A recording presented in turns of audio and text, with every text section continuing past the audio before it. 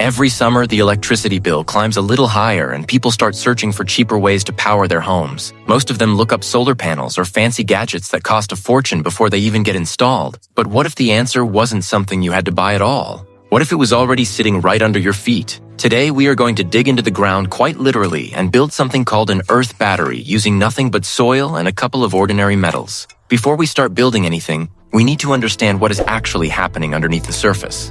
When two different metals sit inside moist soil, something interesting starts to occur between them. The soil acts like a natural electrolyte, allowing a slow chemical exchange to take place between the metals. This exchange creates a tiny electrical potential, and that potential is exactly what we are going to capture and measure.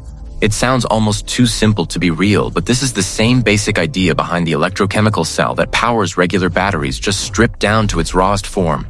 So what do we actually need to make this happen? The list is refreshingly short, and most of it is probably already sitting somewhere in your house. You need a container to hold everything together. You need soil, preferably something that can hold moisture well. You need two different metal pieces, and copper tends to be the easiest choice since it reacts well and is simple to find almost anywhere. You will also need a pair of wires to connect things up and a small multimeter so you can actually see the result of your work instead of just guessing. Now that the materials are ready, let's put this thing together step by step. Start by filling your container with soil and pack it down gently so it forms a stable base. This base is the foundation of your entire setup, so take a moment to get it right. Next, take your two metal pieces and place them into the soil with careful spacing between them. Too close together and the reaction won't have room to develop properly. Too far apart and the connection becomes weak and unreliable. Once the metals are positioned, connect your wires to them purely for the purpose of measuring what happens next. Finally, place your soil-covered setup somewhere safe and undisturbed and get your multimeter ready because this is where things start to get exciting. Turn on the multimeter and watch closely.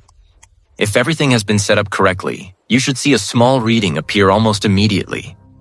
That little number flickering on the screen is proof that a real chemical reaction is happening right there in your container. It might not look impressive at first glance, but that tiny reading represents an actual scientific process unfolding in real time.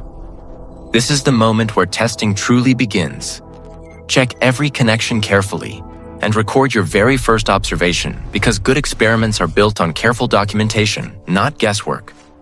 Once you have your baseline reading, try changing the moisture level in the soil and watch what happens to the numbers on your meter. You will quickly notice that even a small shift in moisture can cause a noticeable change in output. This tells you something important. The environment surrounding your experiment plays just as big a role as the materials themselves. Try adjusting the spacing between your metals or swapping one of them out for a different type and you will see the reading shift again. Every small change creates a different response, and that unpredictability is actually part of what makes this such a great learning experience. At this point, you might be wondering how this compares to an actual battery sitting on a store shelf. A regular battery is engineered to store a meaningful amount of usable energy in a compact, reliable package. What we built today is not that. This setup mainly demonstrates how electricity can be generated, rather than how it can be stored and used at scale. The output is small, and it will not run your household appliances or charge your phone in any practical way. This is a science demonstration, not a replacement for your home's electrical supply, and it is important to be upfront about that.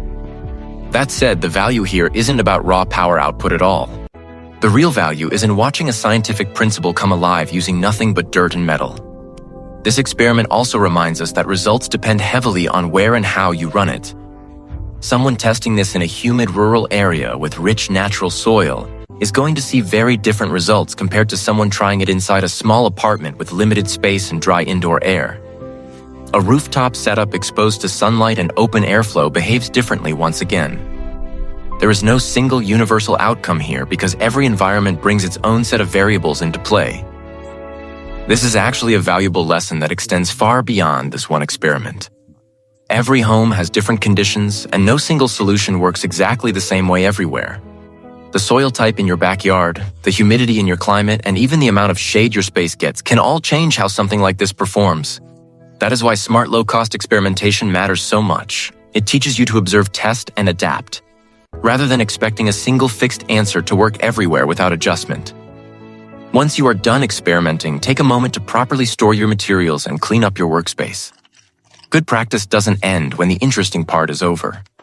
Organizing your tools and disposing of used soil responsibly is part of doing this the right way, and it sets you up for smoother experiments next time around.